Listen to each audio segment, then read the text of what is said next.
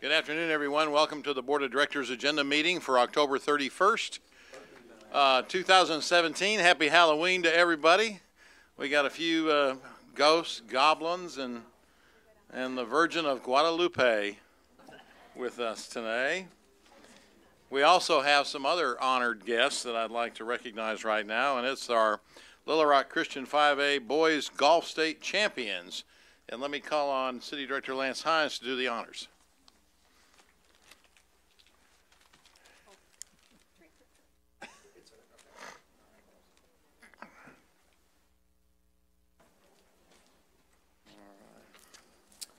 Mayor and Vice Mayor and fellow directors, and Bruce, thanks for allowing me to do this. I had several of these young men at my house Saturday night. They were at a little Sadie Hawkins dance, and my daughter asked one of the young men, and a lot of her friends asked the other young men. So we had quite a crew at my house on Saturday night. I think they had a good time. So.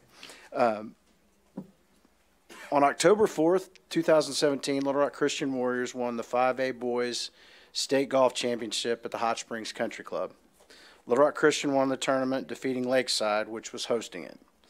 In the 5A Central Conference Championship before state, the Warrior Boys posted a score of 295, which was 111 strokes better than the second place team.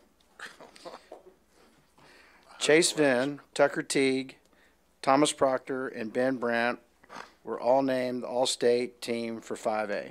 Having 4 members is the most for any school in the 5A. The team is coached by Brandon Cohart. Johnny Watson's the athletic director. Dr. Justin Smith is the high school principal, and Dr. Gary Arnold is the president and head of school. And Coach Cowart and your team, if y'all come up here, I've got a plaque to present to you guys.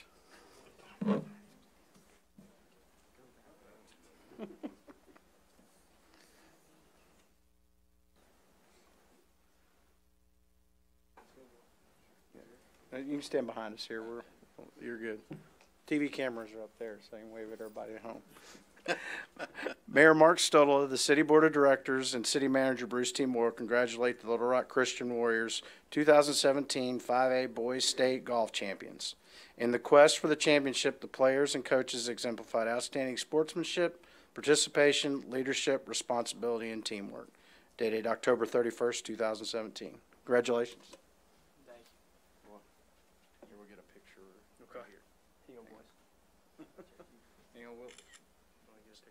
Yeah, here, we'll stand like that. There you go, Lamar.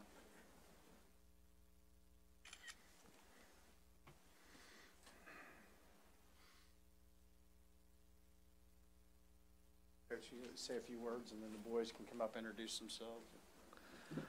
Again, my name's Coach Cowart. I just want to say I greatly appreciate you guys having us up here. And let me say I'm really proud of the boys for working real hard this season and achieving their goal. I know the last 2 years we finished runner-up. So for them to be able to work hard this summer and achieve their overall goal has made me proud, and I know it's made their parents proud. So thank you. Go ahead, boys. Tucker Teague, Jr. I'm Luke Hankins. I'm a junior also. Benjamin Brandt, also a junior. Chase Venn, also a junior. I'm Ridgeway Jones. I'm a senior, and I intend on going to UCA. I'm Matthew Parker, and I'm a sophomore. Thomas Proctor, and I'm a senior. School is undecided. Well, very good. Thank you all for being here. And I think we have some parents here. Do we? If you'd stand up, please, be recognized. Mr. Hankins, good to see you. Very good. All right, you guys keep it up.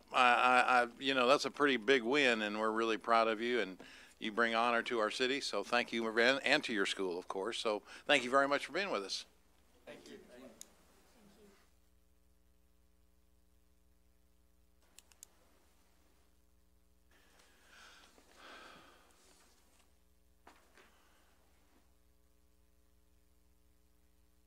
Okay, Bruce, the next item is the 2016 audit presentation.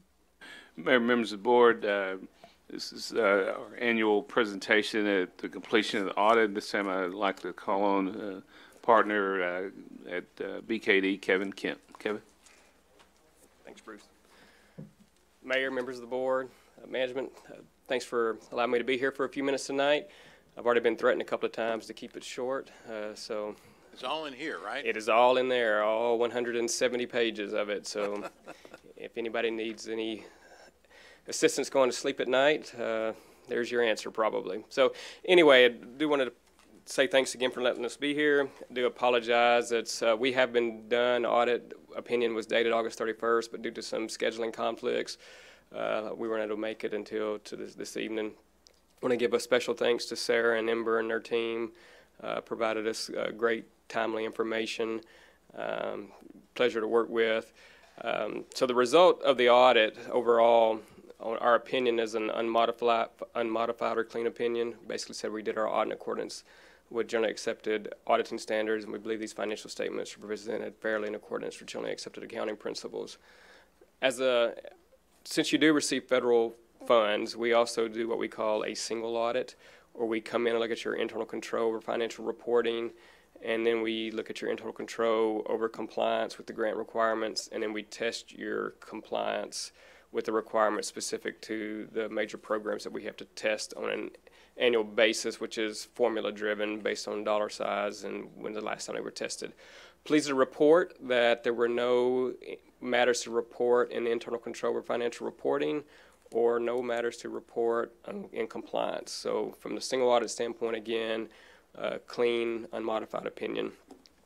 There was a finding back in 2015. We did go back and check that this year. It was resolved. So wanted to give y'all a heads up on that as well. You know, we talk each year about the breakdown of the 170 pages. And like I generally say, the transmittal letter is at the beginning of the bound CAFR in front of you. It's about 10 pages. It's written by management.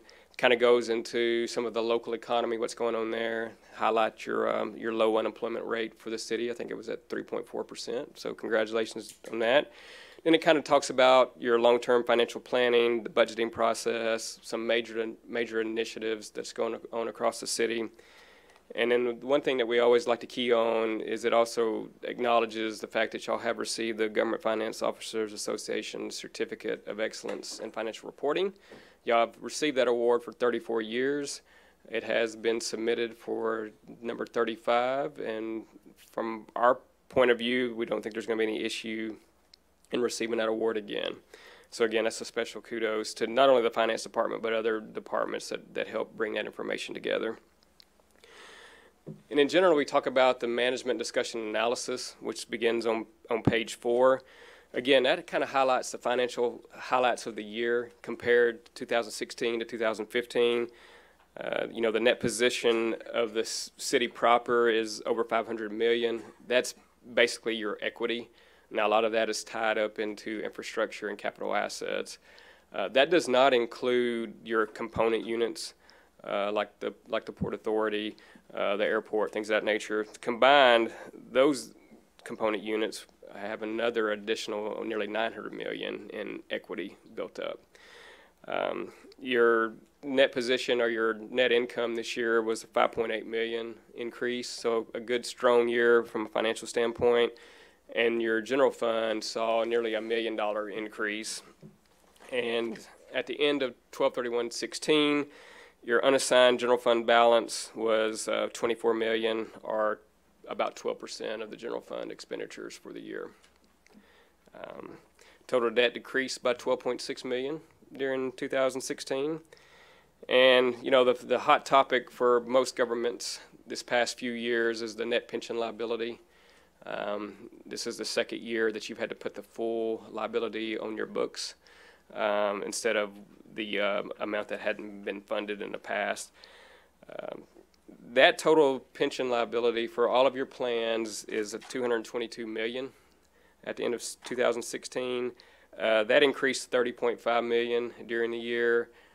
A lot of that, or the majority of that, was driven by the changes in LOTFI and their experience data or their assumptions. So they try to smooth that over. Anytime you have a big swing in investment earnings or actuarial assumptions, they try to smooth that over a 4 to 5 year period so you don't get hit with a big expense in one given year.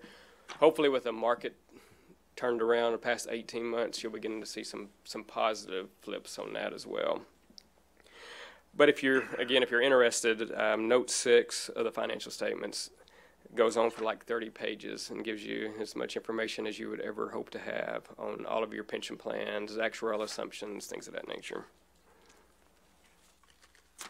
And then also in the MD&A, y'all do a very good job of going through the general fund's budget to actual and explaining all the significant variances. So that gives the readers of the citizens some information. You know, from the financial statement standpoint itself, there was a new disclosure this year on note 16 on page 105. It kind of talks about the tax abatements that have been given by the city through Act 9. Y'all disclose that in the aggregate. That is a new disclosure for all governments. And as far as we're concerned, y'all are in compliance with the new standard. But again, that is on page 105 if you're interested in seeing what types of information the Governmental Accounting Standards Board thought y'all needed to share. Finally, beginning on page 139, there's the statistical information. That's a good 10-year summary of financial information, revenue capacity, which focuses on sales and property tax. You see the trends, whether that's increasing or decreasing over the 10-year period. Also talks about debt capacity and just some overall demographic and economic information related to the city and to the county as a whole, related to top 10 employers and things of that nature. So if you can make anything interesting in a CAFR, that's probably the most interesting place to turn to. So with that, again, it was a good audit from our standpoint, and happy to answer any questions or defer to Sarah. Thank you very much. Any questions by board members? Any questions? Doesn't appear to have any, so thank you very much for the presentation, and thank you to our staff for a good audit. Director Campiers. Actually, this is more to Sarah and Bruce. Bruce, when we did our charrette, our program inventories, how much was the wish list cumulatively?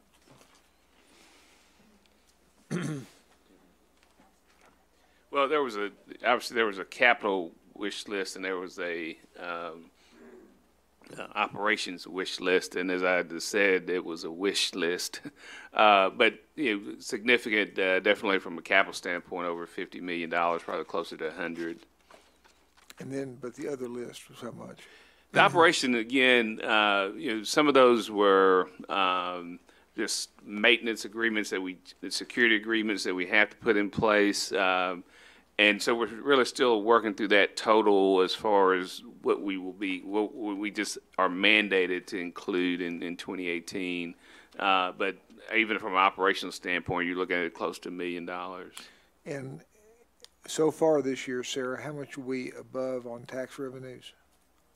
You're going to get that here at the end of the agenda when we do our financial report. But well, my point is we've now gone another year without collecting sales tax. We've gone another year without having anybody come from our congressional delegation here to talk to us. And this is crazy. We're up because somebody's volunteered to pay the tax. But we have a lot more we're leaving on the table that would cover some of your wish lists. And I know this is not your business, but we just leave money on the table every year, and we listen every year to how much we need. And I think we need, as we go through this budget process, Mark, to again invite our people to come and talk to us about why they're not helping us.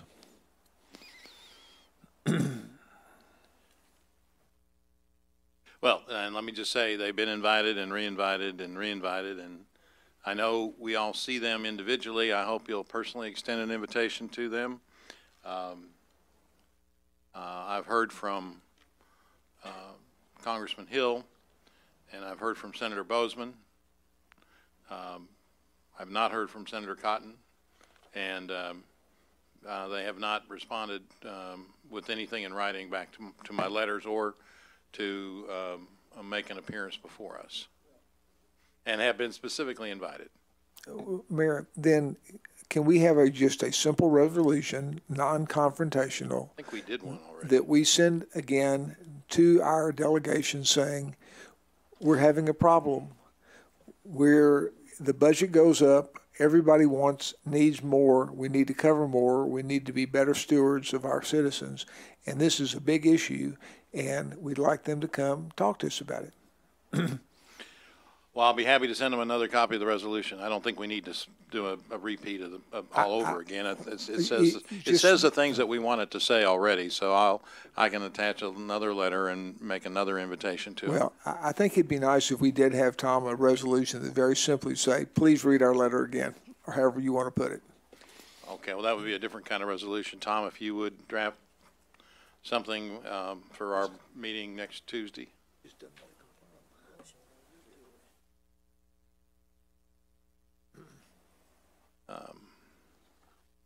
I might add that obviously I don't think it's a complete fix, but the legislature has at least attempted to try and provide some type of legislation that would require either notice to individuals of the amount of purchases they've made that for which a use tax would be owed, or direct. Director Computers, I was mentioning to you that the state legislature has attempted to pass legislation that would provide some remedy for this, not in its entirety. And if you would like, we can do another resolution, or we can make another request to our delegation. I think that anything for we can that do, as well, but we've done that, of course, and I mean that's been a big agenda item statewide, a top priority, number one top priority with the municipal league. It almost passed last time, and again, it's not a panacea as a remedy, but it certainly would be helpful. So I think to remind them that it's a high priority for us would be appropriate, so we can do something like that. I think we can easily say we're doing our budgeting process right now, and if we had that extra $2 or $3 million, we'd be a lot ahead of where we're going to be when we had to fight about the budget. Tom, why don't we have another resolution on that, just so everybody's clear. We'll do the resolutions and try and get those out for Tuesday. Director Hendricks, yes, you're recognized, please. Thank you. I would also suggest that we do it individually. Some of us are Democrats and some of us are Republicans. All right, very good.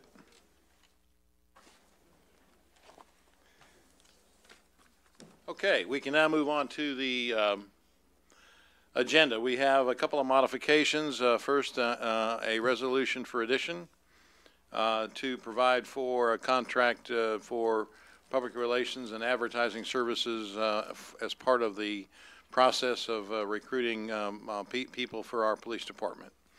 Are there questions on this item? Okay, if there's no objection, what?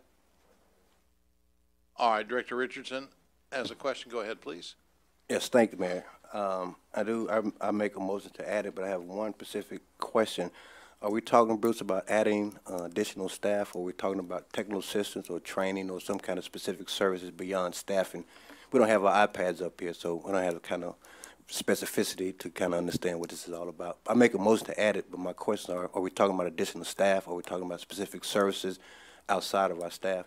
Correct. This is not additional staff. This is a contract with a firm to provide marketing and PR-related activities regarding recruitment of potential Little Rock police officers.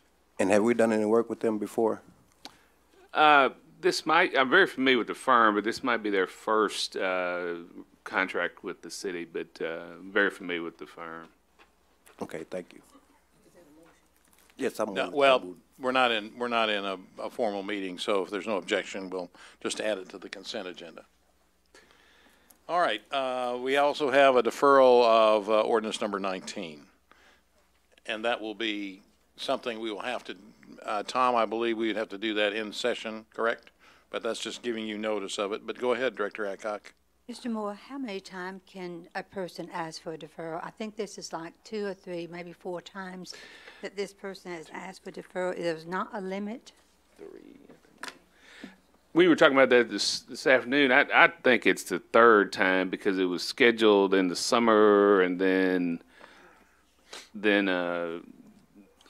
one other time and then to November 7th. So anyway, I think it's the 3rd time. But you know, the Planning Commission sort of has an informal policy as far as how many times an applicant can defer.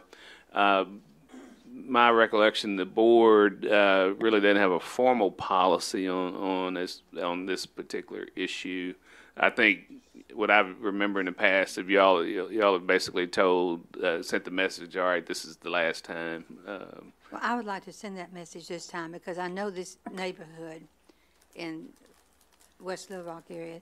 They have organized and gone over and produced different things for this. And this is unfair to just constantly, when they get all ready to come down here, everyone's organized things, people's got babysitters, then all of a sudden we're deferring it again. So my message would be, this is the last time. Thank you. Are there questions on this item? Director Wyrick. It's not really a question, but it's a statement. To follow up on what Director Adcock was talking about, sometimes the message doesn't get to the residents that this item has been deferred. And do we have a means to let everyone know that this item's going to be deferred? And since we're not voting on it until Tuesday night, is there a possibility that the applicant would say, well, I've decided I don't want to defer, I'm going to be here? I mean, the timing is what I'm a little bit concerned about with the residents coming forward. Sure. I think that, one, he has sent something in writing to defer to the 21st, so I would not be supportive of allowing him to change his mind at this point, because I think the word's out. The other thing I think we can do, even though y'all won't vote on it until the 7th, is I think Jamie's staff can go ahead and preliminary notify the neighborhood and people who have come before the Planning Commission. Okay. Well, and of course, in order to defer this, it'll take a vote, a positive vote of the board to defer it. Otherwise, the board can vote on it and vote it one way or the other. So, I mean, I guess my concern is that that they don't get notified and they come up here and we don't address it. And the other concern is that maybe the applicant might decide to go ahead and go with it that evening. So I think we need some assurances that either we're going or not going tonight, so everyone will be on the same page on Tuesday night. Director Wyrick, the problem that cities have with deferral of land use issues is when the city does it on its own continually, and then the owner of the property thinks that somehow is a disadvantage to them. That said, if we've gotten the letter, which we have, that the person wishes to defer, the board's noted its agenda meeting that it intends to defer. If the individual comes up Tuesday night and says, no, let's run it through tonight, he would still have to get a vote of the board to do that. And if he doesn't get that vote, that period of time that before it comes back up would not be anything that the city has done to delay this. It would be because of fairness. Okay. It's just kind of willy-nilly to me, so I'm a little bit concerned about it. Director Hines, you had your light on. Do you wish to speak on this issue? Okay, let me call on Director Peck for a comment, please. Yes, thank you, Mayor. Excuse me, BJ. They have a very effective, the neighborhood association's email and telephone chain. I've been going to their meetings, and they all have a heads up, and they've got a Facebook page. And are you laughing at me? No, he's laughing at me. I'm laughing at Director Richardson, who's trying to get around your I'm sorry. your I'm halo. sorry. I'm sorry, Director Richardson. All right. It is Halloween. Yeah. And I've asked if this was at all offensive. The Catholics have said, no, this is a sign of reverence. I do think it's kind of funny. I'm a Jewish girl wearing this. But anyway, I feel confident that the people that have been planning, and I agree with Joan completely. I feel like this is some sort of a delay tactic, and I think it's very unfair. But they are in the loop, but I will make sure. Okay, well, I was at a planning commission meeting where this happened. It was deferred, and the room was full of people that wanted to testify, on this particular item. And then they had to go home and not know when it was coming again, so, thank you. Director Richardson, did you have a comment on this?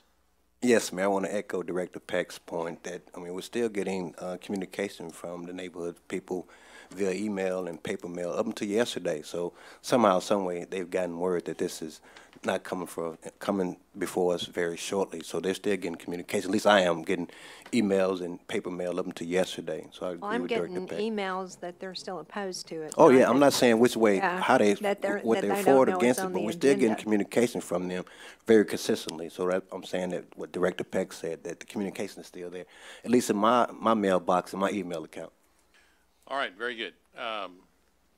We can move on. Director Hines, you're recognized. Are we going to consent agenda yet? Yeah. Okay. Bruce, on the Titular Bice contract, Which item? it's item 3, I'm sorry, item 3. All right.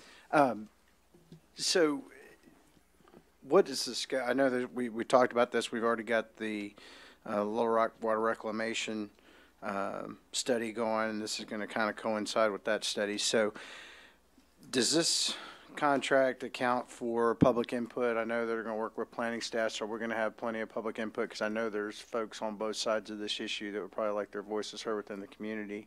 And 2, please make sure that they take into account our Boundary Street ordinance when looking at impacts and the benefits that's given by the people who develop land and deeded to the city. I think those are just the 2 big items there, is make sure we have plenty of public input in the contract. Will do. Director Wright, did you wish to speak on this item? Go ahead, please. Oh, you're on. Yes, ma'am. More time.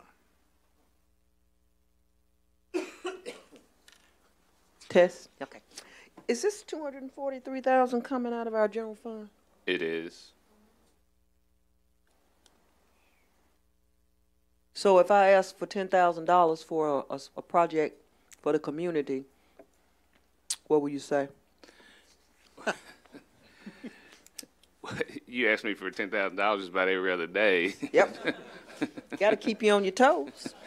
But, the board passed a resolution which, once you do that regarding this item, then it's my job to go through a public bidding process and bring it back before you. I mean, it was clear direction that this is what the city wanted to, and I think not only wanted, needed, this needed to happen dealing with our extraterritorial jurisdiction. So it was a priority for the city, and you'll actually see the way we're paying for it in the budget adjustment coming up.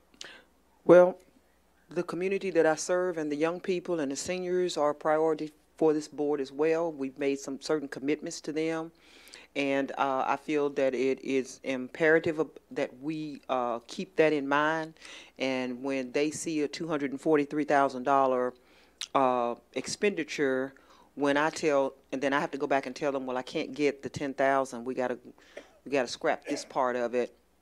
That doesn't sell well. So I'm just telling you that I will be back again to ask for another 10,000. Well, it was 30 minutes ago. So. Yeah, I changed it when I saw that. Get ready. All right, thank you. Director Hendricks, you're recognized, please. How much money would you like? Thank you. My concern is the same as Director Wright's. It really bothers me when all of this stuff passed by us. What board did you say told you to do this? The Little Rock City Board. You all dealt with this issue, Director Hendricks, earlier in the year. Might have been late last year. Time flies. But this was the discussion around our extraterritorial area and whether to allow sewer package treatment plant in the area outside of the city. The board felt that there were other issues that needed to be looked at, to be examined, besides just sewer. I mean, when you start developing an extraterritorial area, there's a lot of different impacts. So we put out a request for qualifications and went through that process, and this is what's before you. And I want to keep in mind, as Director Hines mentioned, there's a separate study that the Little Rock Wastewater is undertaking, beginning I think in 18, to look at just the sewer issue. But this board said, and I agree, that it's bigger than just whether or not we're going to connect sewer. There's other aspects that we have to look at. Is this a local group, Mr. Moore? I don't need all that. Is this a local group? It is not. I'm through. Director Hines, you recognize, please. Bruce, and I think the thing that maybe we glossed over, I think the same group did the last study of this type for us back in 1993. Is that about right? There's no one around that would know that one. Well, I have it on good authority that the last time we did something like this was so that was 24 years ago. So I think it begs to the question as a strategic plan, not only for the water reclamation, but for the city as a whole, to look at where, when, and how we're going to grow and continue to grow. We're one of the few metro mid-sized to larger cities in the United States that still had positive population growth. And then if we're going to continue that, then we need to be studying these. And I know that the cost of it is not a small factor, but the long-term cost of not doing this is even greater as an impact on the city. Thank you. Director Adcock, you recognize, please. Director Hines, back in 1993, I would think you've been in elementary school. I was out of high school. Really? Hmm. Yeah, out of college. Mr. Moore, does this include all extraterritorial in the city? It does. All the way out Vimy Ridge, Alexandria, all that area, as well as Arch Street Pike? We were very clear that it was all extraterritorial. Okay, thank you. All right. We can now look at the planning and development items. Let me ask you if anybody has any questions on any of these.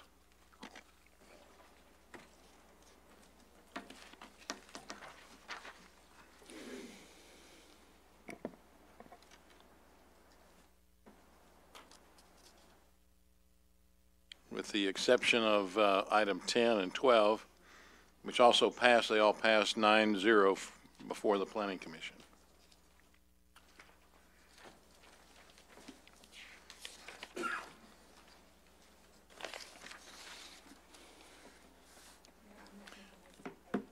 Director Adcock? Item 8, please. Item 8? Yes. Let me call our planning director, Mr. Collins, up.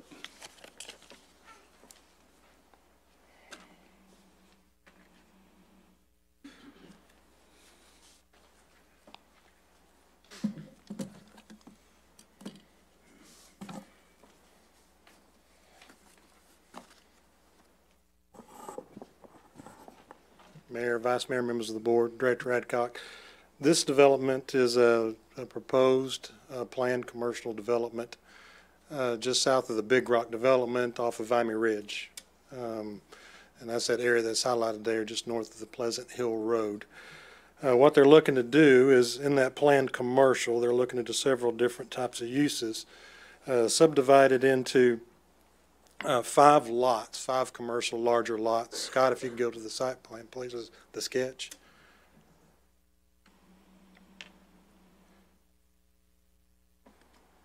So you can kind of see the different lot splits that are up there. The front lots, the lots that are closer to Vimy, is going to be general C3 uses, on there. One is proposed to be like a restaurant use on there, or not a restaurant, I'm sorry. A grocery store use, on the lots. Jamie, on that grocery store use, is it a convenience store? Or is it a? No, ma'am. It is a grocery store use, not a convenience store use. And how many square feet? Well, I believe that's that lot 2. That's the grocery store, and that's proposed to be 43,000 square feet. Okay. And the other uses? The other uses is just a standard general, office. The main ones that they really depicted out is the assisted living, elder, which is that lot 4 in the upper left-hand corner, and the mini storage, which is the lot 5. That is the southwest corner. How many units is in that mini storage? They said 35 buildings. It didn't really specify a number of units in there. I know they're going to have a mix of units, the smaller units, and then to the medium or larger size units. We typically see those at the site plan review during the building application process. And on the assisted living, is that nursing home or? It's just elder care assisted living, not really he didn't specify like a nursing home type, but assisted living type, more upscale type of assisted living. And how tall are the buildings? We don't have anything as far as the height of the building that's on there right now. Yeah, I'd like to leave this separate. You would like I can to get separate? that. Yes. Okay. Thank you, Mr. Collins. All right, are there any other items under planning and development? Jamie, Director Wyrick has a follow-up question, please. How are you? I'm doing good. On item number 8, I've talked to the developer about this, and his plan is to make this commercial area that would serve the apartment complexes that are there already, and he plans to build some more. But from the Planning Commission standpoint, looks like we had 9 ayes, 0 nays. Did we have any opposition that came to the Planning Commission meeting? There were no registered objectors that come and spoke against it, and it was on consent. It was on consent. Okay, thank you. Jamie, I'd like to ask if you would do a presentation on item 6, please.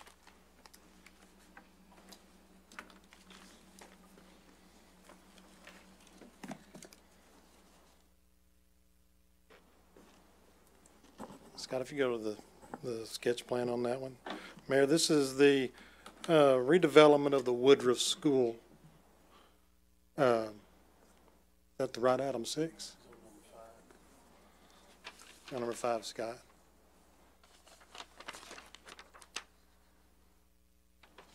There we go. And what they're proposing is to redo this as a mixed use, a residential and community activities, and then a restaurant on the lower floor.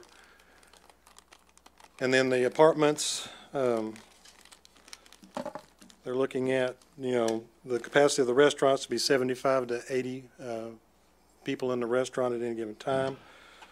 The apartments proposing 38 1- and 2-bedroom apartments. The size varies. Then a media room, just to redo the area, for that corner lot. They're wanting to add some parking. Right now, that's a playground area where it says the new 22 parking spaces, residents. They're going to add those. They're going to add some parking on West 7th Street, parallel parking that's there. And some of the parking on Booker's already there. And then there's a little drop-off area that's existing right now on Booker Street for the school that they're going to use that as a drop-off area. Is there any more schematic than this? I can get you more schematic of what they presented. This is just our sketch for y'all. I see. I can send that to everybody. If you would, that'd be helpful. Thank you.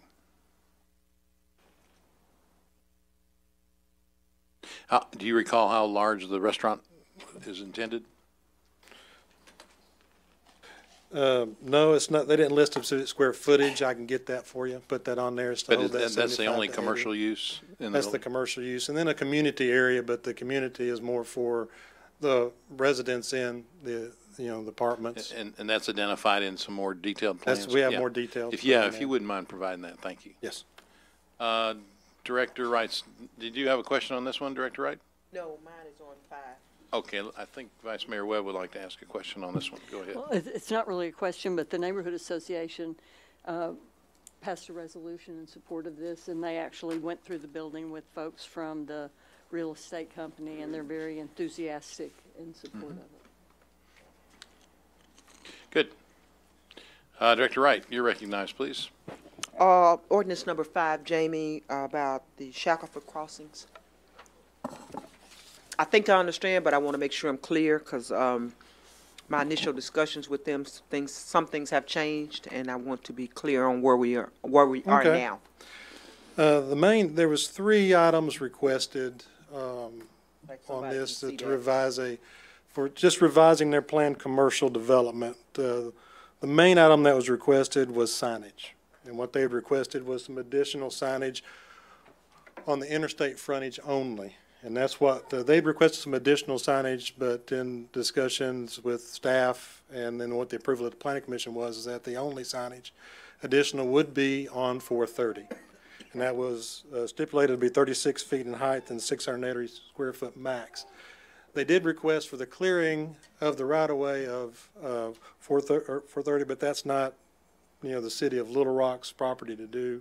They were directed to the district to request that. That is from the highway department. If they want to clear any trees or underbrush or whatever in the right-of-way, that is a request of the highway department. It is not the city of Little Rock. Other 2 items that they were requesting was an increase in the square footage of restaurants from 90,000 square feet to 110,000. That's just allowable square footage. And then they also requested just an increase of building height from additional 5 feet from 45 to 50. And at the time, they're not proposing any additional buildings at this time. That's just an amendment of what is allowed in the commercial development. Okay. That's pretty much what we had discussed, and I just want my colleagues to know I'm very supportive of this. The shopping center basically has stalled. The restaurants are thriving, but the interior is not prospering. And what they are asking for is our help to give them these revisions in order to be able to attract the type of restaurants and commercial stores in the rear of the property. And I do understand about the highway department being the entity that has to approve the clear cutting, but I want to be clear that whatever the highway department approves, I don't want us to come back and say, no, you can't do that. Because the developer and the owners understand that that is a state rule, and whatever they're saying is what we're going to support. Yeah, we defer to the highway department. Okay, I just want to make sure that we don't put any unneeded and unnecessary obstacles in the path of this progress, because we live and die by the sales tax, as you hear Director Computer say all the time. And if we can get this mall back thriving again, well, I'll put it like this: it never really got to where it needed to be. The restaurants are doing fine, as I said, but if we can get this shopping and get some attractions back there that young people want to attend, then that will help us recoup some of our money. So please make sure we look at everything. Yes, ma'am. Okay. Okay, are there any other questions about any of the other planning and development items? Director Fortson. I have a question for Mr. Carpenter. Tom, what does our present Code of Ordinances provide on the sale and use of fireworks in the city? We do not permit the sale and use of fireworks within the city. Well, I noticed when Mr. Collins going back to seat, in item 5, staff is recommending approval of the application for the sale of fireworks in extraterritorial limits. Strikes me as a little bit of inconsistency there. If, as Director Lance said, those extraterritorial jurisdiction items are to prepare areas hopefully to be part of the city. Looks like our laws would be consistent both inside and out. I really don't have any argument one way or the other. It just struck me as a little bit incongruous that. Well, Director Fortson, it is in the extraterritorial. And with this one, the approval was just based upon the development of what they had out there, and it is an extraterritorial. And they have been, having sales there currently now, and it's only going to be twice a year. That's going to impact. This is not a all year long type sale scenario. As for that New Year's end and also the July 4th, celebration. And so it's all based upon the impact. That's why we, recommended approval. But if they were to decide and we were to decide jointly that it would be nice for them to be part of the city, they would be prohibited. And that's correct. If it's in city limits, they have the sales, and currently there is a end to this in their application, in their development. Their portion where they're going to do these sales is part of our mini storage plan. So at some point in time in this development, that will go away.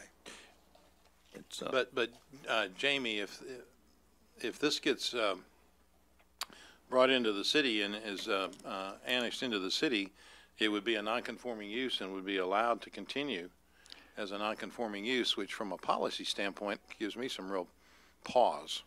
Mayor, we can add a sentence that says that the authority to sell fireworks is only good while the property is in an extraterritorial status. And that would take care of it. Perhaps, yes, but why is the applicant wanting to do this if they're selling fireworks anyway? Well, they're in our jurisdiction in which we have, zoning authority that we can exercise. And they did put in their application that they're willing to be leased on a year-to-year basis. So that can be terminated at any given point in time throughout the year. I understand, but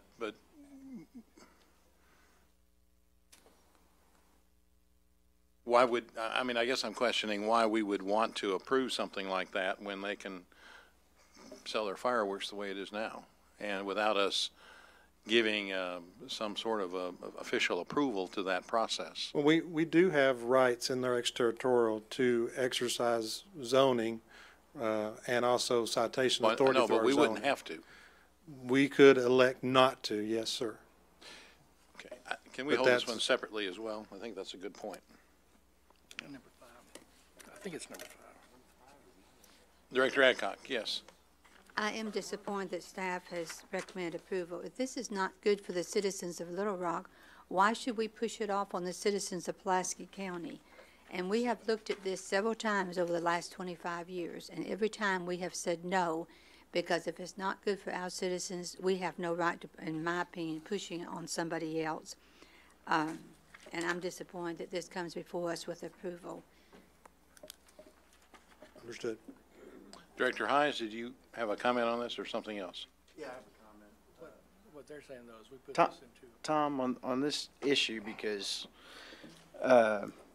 it seems to me that we've been having fireworks sales going on our ETJ for as long as I can remember being out in West Little Rock. So I don't know that we're getting too far afield and whether or not people have been doing it legally or illegally, but I can remember one literally that the fireworks stand is once you crossed over Canis Road, you were in the city limits. So and fireworks sales is allowed in the county jurisdiction, correct? Right. Director Hines, I think the point that the mayor made is this: you're making this a permitted use in a planned development, so that if the planned development becomes part of the corporate limits of the city, will the approved ordinance that allows fireworks in this one spot preempt the general ordinance that doesn't allow fireworks? And that was what I meant when I said we can add a sentence to the ordinance, if you wish, that they can sell the fireworks only as long as they are in the extraterritorial jurisdiction. Not when they're within And the I city. understand the need for that because you don't want a backdoor non-conforming use circumventing that ordinance. But I'm just looking at it from the standpoint of, are we going to get hit on I guess, arbitrary treatment based on the use that they're wanting to do when we've allowed it to go on throughout our ETJ for as long as I can remember. I think that's kind of playing a little devil's advocate. And I think the restriction that once it's become contiguous and enter the city limits, it would be the use wouldn't be allowed. I mean, I understand the need for that. I'm just kind of playing devil's advocate on the other side of it. The position that I was making just simply from a policy standpoint, you know, it's legal for them to do it now because they're in the county. I don't see the necessary rationale on why we need to have an ordinance to grant them an official planned commercial development to do that when they can do it the way they're doing it now. And I think from a policy standpoint, just because we can take care of zoning in the ETJ, I'm not sure we ought to be doing it for a use that is illegal within the city limits, and that's where I was coming from on it. Mayor, I want to point out that this is already the reason we're involved in this is because it's already a planned commercial development. This is a revision to what has already been approved. But this would allow a specific approval of selling fireworks. I mean, a planned commercial development. Yeah, I understand, but Director Fortson. Well, just not to belabor the point, as I said, I'm not here to argue either side of it other than for consistency, but Tom, my understanding of the legislative purpose for extraterritorial jurisdiction was to assure that the development on the perimeter of the city be harmonious with the city to the extent that someday, if that might become part of the city, it would already be sort of like the city. Is that a layman's explanation that makes sense? Yes. So my only question is, it appears to me that to allow something immediately adjacent to the city we would not allow in the city is a little inconsistent use of our policy prerogatives. And as I said, I have no particular argument one way or another. It's just the inconsistency struck me. So. Okay. We'll hold that separately as well. Anything else on planning and development items? If not, we can look at the separate item. Mr. Moore, do you wish to speak on item 13, please?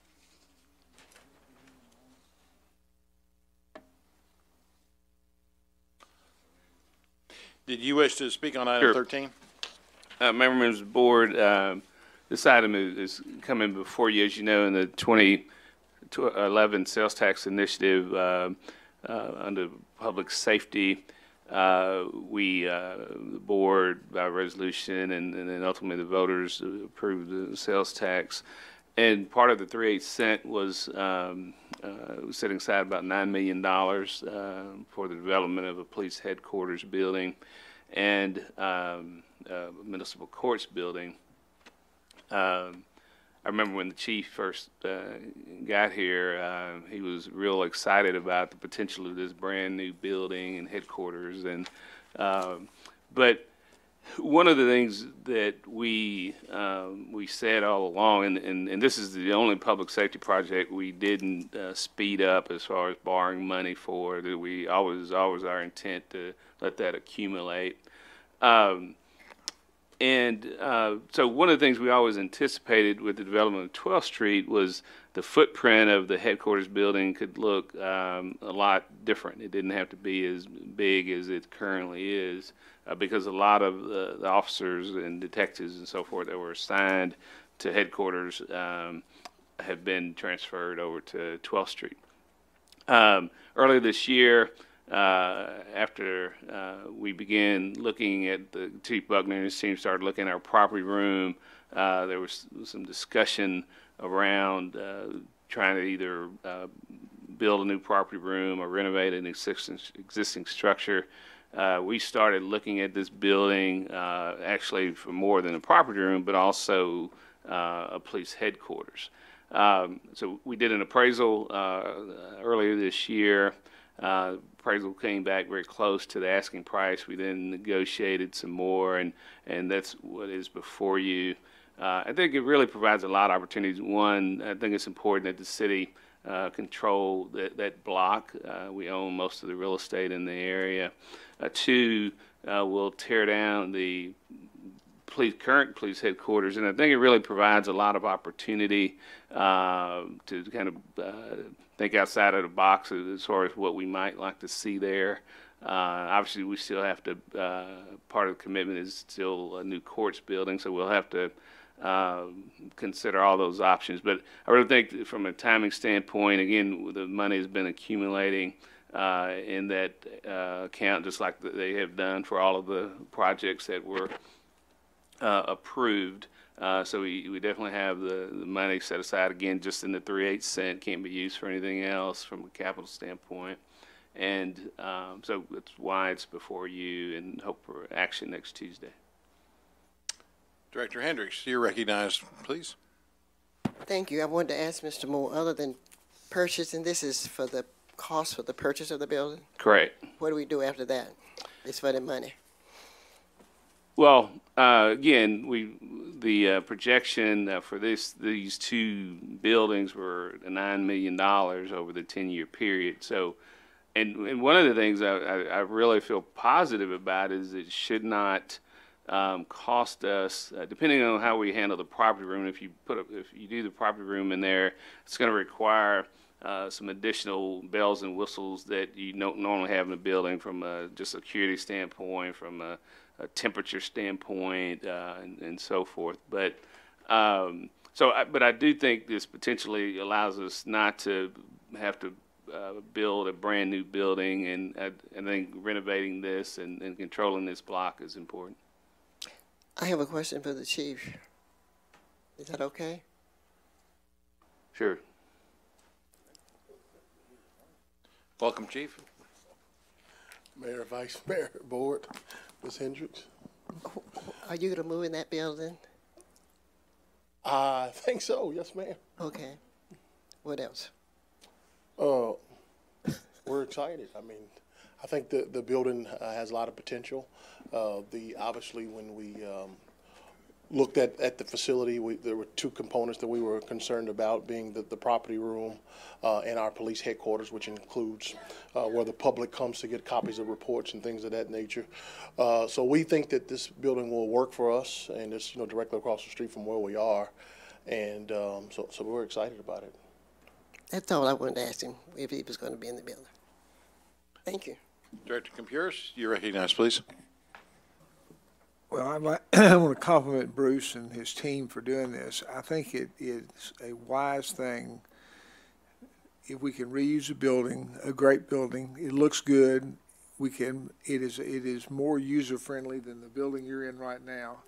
It will make a gentler presence for the police, and I think it will give us the opportunity to show people that properties downtown and properties in the areas that need to be rehabbed can be successfully rehabbed. And if we don't lead the way, no one else is. So I applaud what you're doing.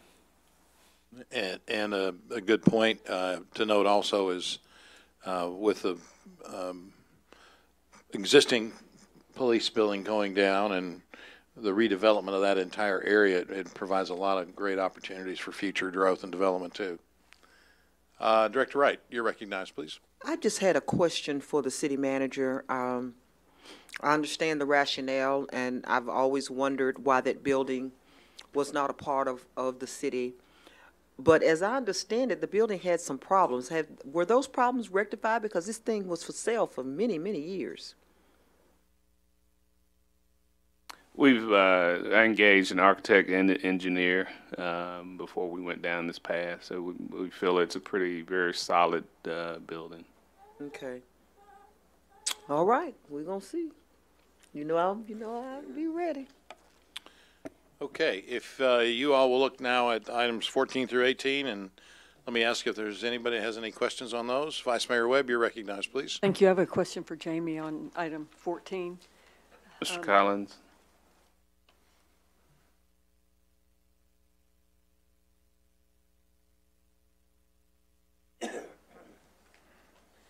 Thank you. I know that the Planning Commission supported this, and I've gotten a lot of emails from the neighborhood in support.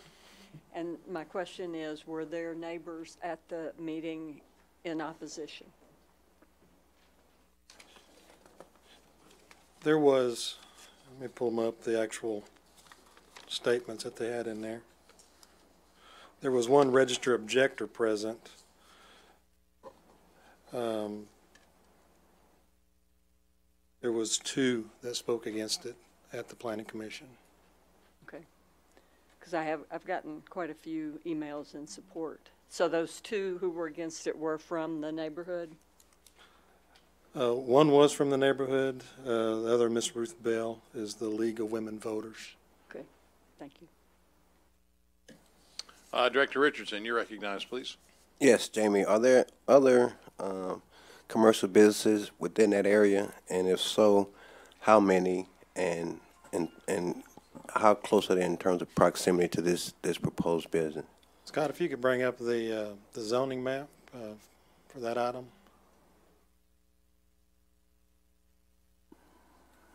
The closest main businesses as you in the area is on Van Buren. You can see it's south of you, off the map, closer to Markham. Mm-hmm. And then as you get closer north up to Kavanaugh, can you zoom down a little bit? Bring it down a little bit, Scott. You can kind of see right south, right on B Street, there was a planned commercial development that got put in right there, and then there's multifamily that's across the street. Thank you. Yeah, I think once upon a time, wasn't this a non-conforming use? It was, Mayor, it actually predates our zoning. When we went down original zoning, I asked for an in-depth review of what was on there. We believe at some point in time in the past, it was being used as a corner grocery store. And then what come before the board, when it became a plan development office, it was being used as a real estate, kind of general professional, real estate, and then also an insurance office is the uses that's been there.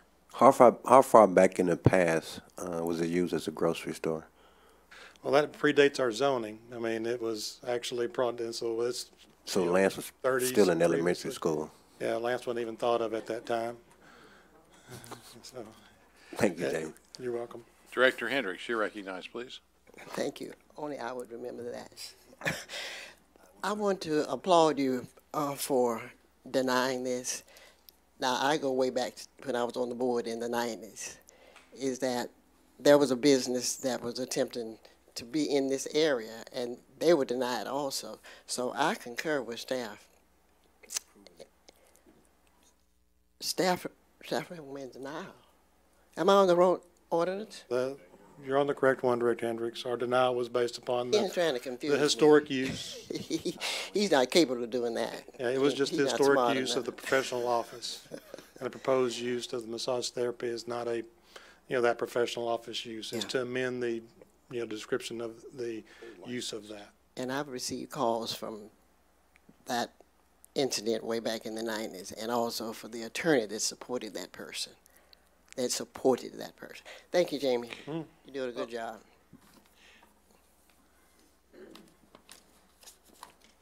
Let me ask you a question. So the staff denial is based on a belief that massage therapy is not a profession or an office profession? A professional use. There's a difference between office profession and professional use.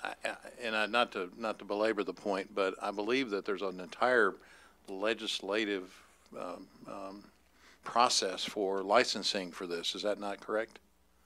That is correct. So, I mean, it's, the use of the word sometimes gets lost in other common definitions, but the fact that it's professionally licensed doesn't have an impact on the staff position? Well, it's currently not in our descriptions as a professional use, for that. So, that's what we're going by on that deal. I mean, it's nothing. It's not listed specifically. It's not listed specifically. I see. Mayor. All right. Mayor, can I finish? Am I on? Go ahead. On. Go ahead. I wanted Director to ask Jamie, are there any other businesses? I don't see anything on here in that immediate area. In that immediate area, no, Director Hendricks, as I explained to Director Richardson, Residential. the more that you get closer to Markham or to Kavanaugh, that's when the business more kicks in. Okay, thank you. Director Richardson? And the planning commission approved it 8-1. Is that correct? I'm not saying that. 8-1 and 2 absences. Yeah, let me get to that one. Yeah, 8-1. That's and correct, 2 was Bruce. absent. That's correct. Thank you, sir. Director Wright, you're recognized, please.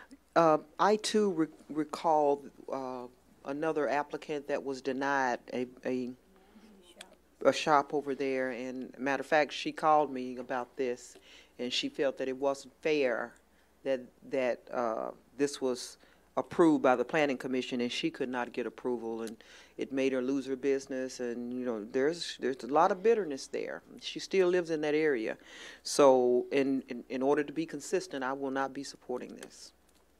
So I will be supporting staff as well. Director Hendricks, you're recognized, please. Oh, okay. Director Peck, you're recognized. Thank you, Mayor. I'm sure all of us have gotten lots of emails, I know I have, from residents in support. So I know you said there were 2 people present that objected or spoke. Is that correct, Jamie? That's correct. How many people in support were there? There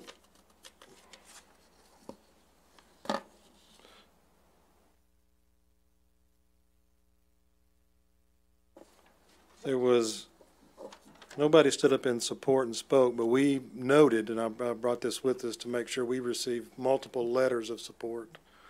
There were 25 letters in support of the proposal, and we received 1 letter with concerns. All right. Thank you very much. Okay. Any other items on this page? Items 14 through 18.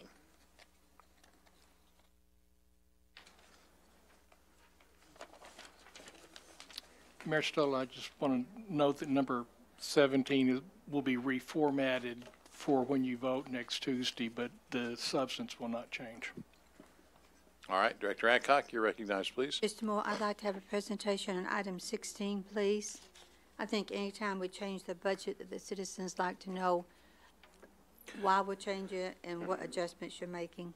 Sure. As the board is aware, we typically amend our budget at some point through the year. We continue to look at revenues and expenditures and the things that we've added since the budget was adopted, for instance, the extraterritorial study. So we're recommending a little over $2 million worth of changes from revenue and expenditures, and I'll ask our finance director to come forward and outline those recommended changes. Sarah.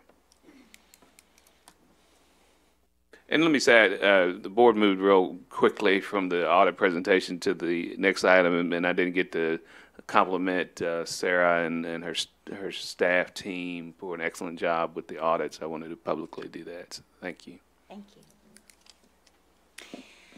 Okay, with the budget amendment, we have 10 items that we're recommending adjustments for. There we go. This is the summary, and I'll just go through the 10 items that we discussed. If you'll look at item number 1, this the next page, Scott. Item number 1 is to go through and make revenue adjustments based on the experience that we've seen through receipts through the month of September. We anticipate a slight increase in our property taxes. We got the original charge in that was a little bit higher than what we had estimated in the original budget. You will recall that last year we did have the commissions, the excess commissions that were included in both last year's and from the previous year. So that started us off even with growth. We weren't going to see that level of growth because we didn't have the duplicate commissions in there. But we do anticipate a slight increase in property taxes. Our sales taxes, we anticipate a slight increase there too, and I'll go into more detail on that when we do the presentation of the financial report. But our licenses and permits, our business licenses, and particularly our planning permits, are outpacing our original projections. And we've got the bank, and then also the Southwest High School going into with some good permitting fees coming up. The franchise taxes will be a net decrease. That's primarily a decrease in what we anticipated for gas revenues, and with some of our landline and telephone permits, our electrical utility fees are a little bit ahead of budget, but our gas is less than what, even though they've grown, it's less than what we had anticipated based on their projections at the beginning of the year. The intergovernmental revenues, those are the turnback funds that we get from the state. This is the portion that helps to fund our lot fee contributions. And so this helps to offset the payments for the police and fire pension. Then our charges for services, you see the details there. The decline in the 911 service fee reimbursements has to do with some additional telephone charges we've experienced from those 911 fees. That's reducing the amount of funds available to help offset salaries. And then fines and fees, with the changes that were made in the timing of payments, they've extended for court fees the length of time you have to pay and the minimum amount you have to pay. There's also a lot of community service options that are being taken advantage of, and so that's reducing the fines and fees that we expect to obtain. So overall, the net increase to our general fund revenues is $1.2 million. The next adjustment is what I call our pass-through adjustments. This is the portion of the pension turnback funds and the property tax levy that go directly to the closed fire and police pension fund. They're dedicated for those purposes. We receive those revenues in the month of July. For the intergovernmental piece, the pension property taxes, again, those are anticipated to be over what we originally budgeted, and that amount will be exactly offset by contributions to those closed plants. So that's a net impact of zero to the general fund. The next adjustment is to adjust for our personnel cost. You've heard a lot about this as we've gone throughout the year. We have the mandatory overtime program that was implemented in the middle of August. The cost of that is about $1.2 million. We have additional fire overtime. I'll tell you, the fire overtime is a little bit more than this amount, but it's offset by savings in other categories, so we're only offsetting their budget by $285,000. We implemented police recruit incentives this year to encourage more police officers to sign up, and that's been very successful. That has cost us $198,175. We're implementing the new traffic safety officer unit. The staff is already being interviewed for those positions. We anticipate they'll be on board the last month of the year at a cost of about $40,000. And then we've reached our vacancy savings goal as of the October 6th payroll. We're anticipating that there would be another $1,125,000 in vacancy savings that will offset some of these additional costs. So we have to meet that goal in order to achieve our budget. This is on top of that we anticipate we would meet or experience the remainder of the year that will help offset these expenses. So the net impact of that is $652,000. And if I could just interject, because I know sometimes they just look at the screen and see traffic safety officers, $40,000. That's just 1 month's cost. Yeah. That's times 12.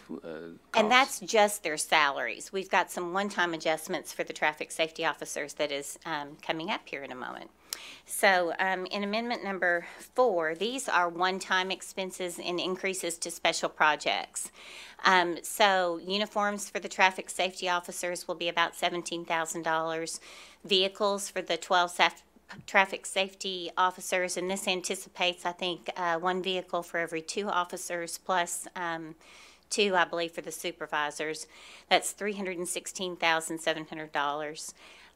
You know, we're involved in a computer-aided dispatch RFQ. You all approved in ordinance number 21449 a contract with APCO to prepare and evaluate the RFQ. And so that cost is $56,940. We've had a couple of amendments, ordinances going forward for the Nelson Nygaard contracts for the I-30 crossing project. That's $225,950. The growth study for the extraterritorial plan, that agreement's on your agenda tonight, $243,750. And then we have exhausted our weed lot maintenance funds for the current year. We actually exhausted those in the month of early part of July. So this is what's needed to finish the year, $187,450. So the net impact of those special project adjustments is an addition of $1,048,490 to the budget. Other operating expense adjustments are taking place in number 5. Scott, if you'll scroll down. Again, we purchased 4 additional modules for our enterprise resource planning system for Infor Lawson. That's the HR and the finance system. We purchased permitting for the planning and permitting department, strategic sourcing and contracting for our purchasing division, asset management for the fleet division, and then a budget module. And the cost of the maintenance that you all included in our ordinance number 21405, the additional cost for the maintenance for those modules is $65,000 in the current year. The performance and innovation division cost is $106,000 for the current year, and that's the one that is doing the public information through Socrata, the interactive information for the citizens. Then we put an RFQ out for an economic development contract. The Chamber won that RFQ. The Chamber of Commerce, that was approved in Resolution 14546 back in April. It's an annual contract that runs from April, actually I believe it was May 1 through April of next year. It's a $300,000 contract. $200,000 of that will be included in the current year budget. So the net impact to operating expense is $371,000.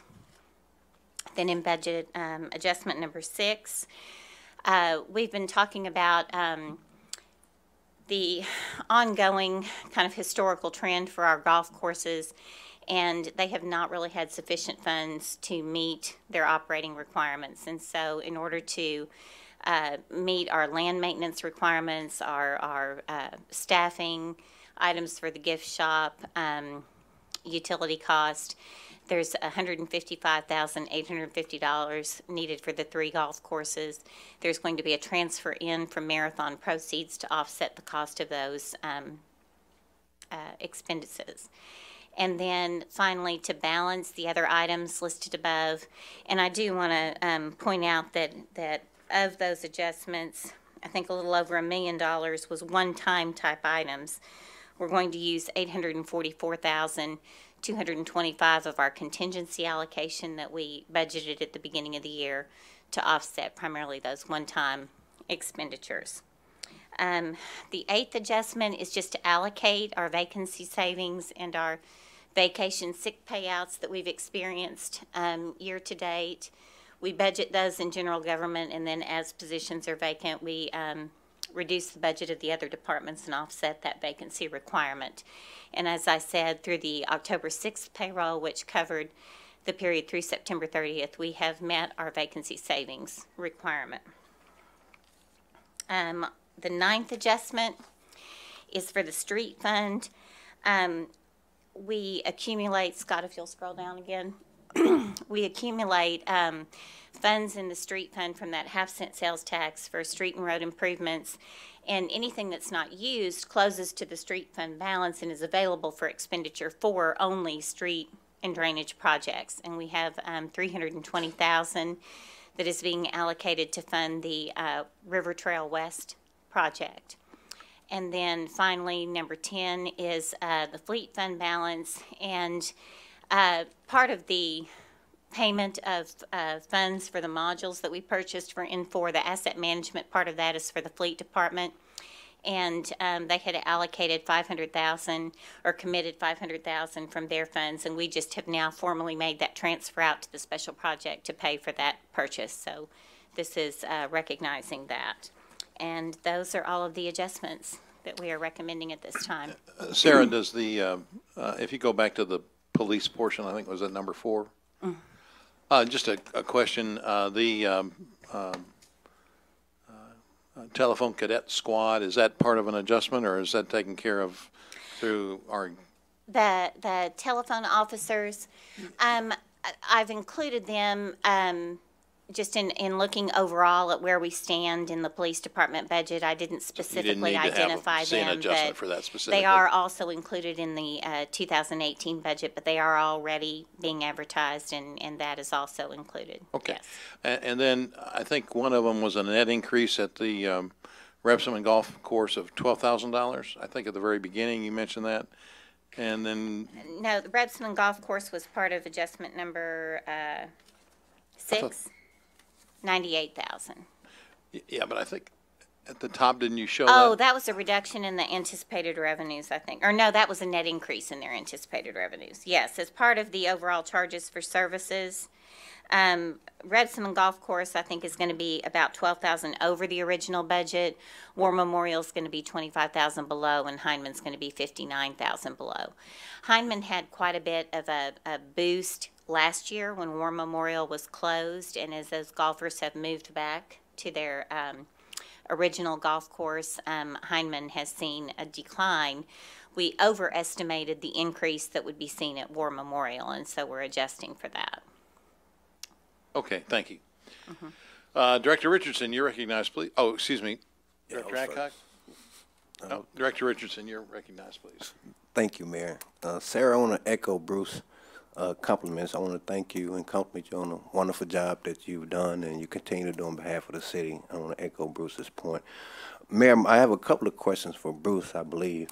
If we can go back to the overtime slide, Scott, police and fire.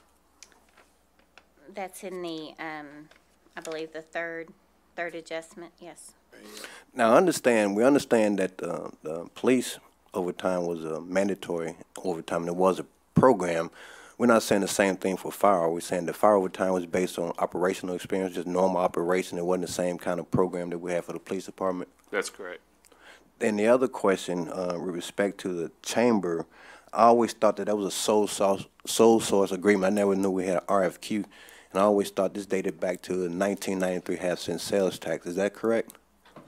This year, there was a lawsuit a few years ago, and the chamber contract was terminated at that time. So we went to RFQ. And then voters approved doing that. We issued an RFQ for economic development services, and the chamber submitted a response and won that contract. And remind me once again, what was the impetus for the additional $100,000 to make that a $300,000 service? It's an annual contract Yes. that crosses the year. It begins like May 1st and runs through April the next year, and so 2/3 of the contract are in 2017, 1/3 is next year. Gotcha. Thank you. Director Fortson, you're recognized, please. Sarah, actually, I think it was Mr. Moore that made the statement. What did you say the cost of the traffic safety officers would be once we get up and running? We estimated 40,000 for 1 month, so 12 months, about 480,000. Do you anticipate that will have a direct relationship to police overtime, or is that just a We hope for a actually result? did discuss quite a bit whether or not this overtime would need to carry forward to the 2018 budget, and the chief, I guess he's gone now, but he assured us that as we fill those positions that would not be required. Yeah, I don't think the TSOs necessarily will impact the overtime budget, but the filling of the vacancies potentially will. Well, that does come as part of what you're spending in total on public safety. I think as we go forward in the budgeting process with the idea of the increased recruitment costs, the increased number of police cadets you're trying to, people in the academy, and the traffic safety officers, I think it's important that we recognize all of the amount of our resources that we're devoting to public safety, because when we get in 2018, that might put pressure on some of the other traditional programs. And I'm sure you've already thought about that, but it may be something we need to include in our public dialogue. I appreciate you saying that, Director Fortson, and we said it at the program inventory session, and I think that's the reality that we're going to be facing. but I do think it's good that we keep it in front of us and in front of the public as we go forward. Director Campuris, you're recognized, please. Sir, I've got a question, a general question for you. How much do we manage as far as in our reserve funds and things like that? How much is is Scott managing in your money management division? We do, he keeps very close tabs on our working capital. He's aware of, all the disbursements that are going to go out, and we keep fully invested as much as possible, of any excess funds. We don't have money sitting around that's not invested. Right, but in our rainy day fund, how much is in that? We have $10 million set aside. And that's part of what he manages? Yes. And when we earn money on that, where does that money go? It goes into the investment income in the general fund. Okay, so it goes back into the general fund. Can you give me, and this is not today, just some general idea about how much money we make in interest each year? In all funds? How much we make in this calendar year in interest that we put back in? I guess it all goes to the general fund. Is that right, Bruce? No, it's allocated. In the other funds, the interest, for instance, the solid waste fund, that interest would stay in the solid waste right, fund. But in the things that I know that don't go, I know solid waste does that, but in the other funds, how much money do we generate in interest? I mean, it's based on the cash balance in all the funds, and so I can get you that breakdown. But we've got it on our bond debt service funds as we're accumulating, waiting to make debt service payments. All I want to do is we calculate the budget. I want to know how much of that is made by your astute management. Okay. Any other questions on the budget amendment? Thank you. Director Adcock, you're recognized, please. There. Item number 1, please. On the list. The revenue Scott, adjustments. can you bring it up, please? The revenue adjustments, number 1. The number 1 revenue adjustment. Mm-hmm. Okay, Bruce, I've received 2 or 3 emails where we're having a trade-off for fines, and I noticed that we are behind on our fines. Why did you decide to eliminate the fines by trading it off for products for the homeless instead of going after a collection agency to collect them? Well, I will tell you, I learned about it when I read about it in the paper. So I was not aware that Judge Leverett had done it. I think philosophically, I think it's great, but I think we should have had some. We're big. Obviously, the city's a big supporter of Jericho Way, but yeah, I was a little surprised when I saw that, and I guess he actually started it last year, according to the newspaper. But yeah, I wasn't aware of it. How can Judge Leverett have the right to do away with fines and the city manager not know it, Mr. Carpenter or Mr. Moore? A fine is a criminal penalty, and the district court level it's imposed by the court, and the court has absolute authority over it. Is this because he's upset with us? I know nothing. I know. Boy knows nothing and you know nothing? And the judge is giving away our money? Director Adcock, we got a call as to whether my office would approve it, and our response was, that's not up to us. That's a question for the court, not for us. And he doesn't have to get the approval of this board to do that? Of course not. We take it out of his money. No, you can't do that either, unfortunately. Okay, Sarah, my other one is the $96,000 on the River Market that we're behind. Did Sarah disappear too? No, I'm here. I thought that we made money out of the River Market and that the A&P took care of it for us.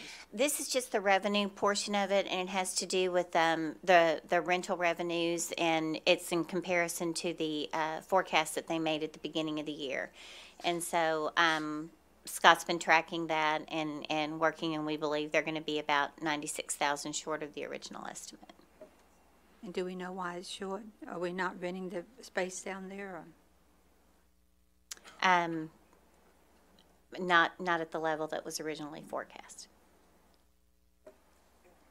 And what are we doing about bringing that up? Because have we asked them why and what they're doing about bringing it up? I can try to get some more information for you. Because that's $96,000. Do we make any money off of their running the river market for us? We contribute $250,000 of city funds, and they contribute about the same $250,000 to balance the cost of operating the river market, revenue versus expenses. So the river market does not make any profit? Yeah, it does not lose like it did prior to turning it over to. Yeah, and this includes the parking deck and everything? No, the parking garage fund is totally separate. And is it making money? Yes, and it also supports the bonds that fund the parking garages as well. Do you know how much it makes? I know that there are additional, like, street cut funds and other funds that are dedicated to the debt service, and so excess monies are returned to the street fund.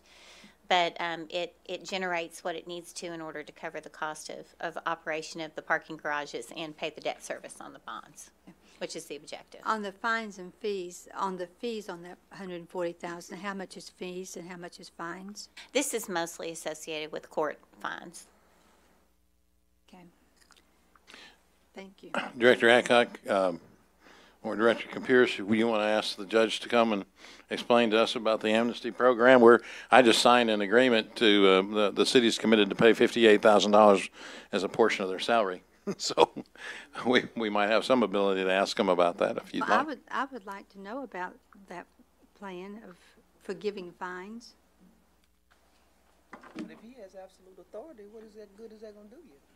Well, it's going to let us know, people see that we're losing money in fines and that the judge is forgiving it. And I think the citizen needs to have some idea of why the judge has the right to forgive the fines and how much is he forgiving.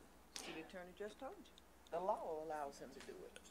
And I think it would be inappropriate to call the judge before you to talk about that. You've got 3 branches of government. The judicial is one of them. Does the other 2 judges do the same thing? I don't know what they do. I know that there have been programs in the past where Judge Fleming has had reductions or removals on fines in order to get people to come in and clear out some records. I don't think there's been that in the criminal division of the court, but then I don't think the criminal division of the court really collects that much money in fines. Okay. Director Peck, you're recognized, please. Sorry, yes, I was just wondering, maybe, Sarah, that part of the river market issue was the amount of time David's Burgers was under construction, and they're the primary entity there, right? And that was a few months. Yeah, I think that did have something to do with it. That's all, thanks. Okay. That takes care, I guess, of those items. And on the final page, we have that item that's deferred. So I think that should take care of the agenda. Is there anything else? Yes, Director Richardson? Yes, sir. Thank you. Tom, your know-nothing comment gives me pause to ask you this question and future questions. But how soon can we expect the white paper that I requested with respect to our policy or how we deal with vacant and unsafe homes and home demolitions? I think we asked about that maybe a week or so ago. So how soon can I expect that? Director Richardson, I'm hoping to have that finished by the middle of November. Thank you, sir. Director Hines, you're recognized. Mayor, something that's occurred while we're here, I heard it on the satellite radio when I was coming in. There was a terrorist attack with a rental truck in Manhattan. It looks like there's 8 folks dead, so I want to include the folks in Manhattan, New York City in our prayers tonight as they deal with the aftermath of that attack. Thank you. A very terrible reminder of how dangerous this world has become. All right, we're finished. Thank you very much.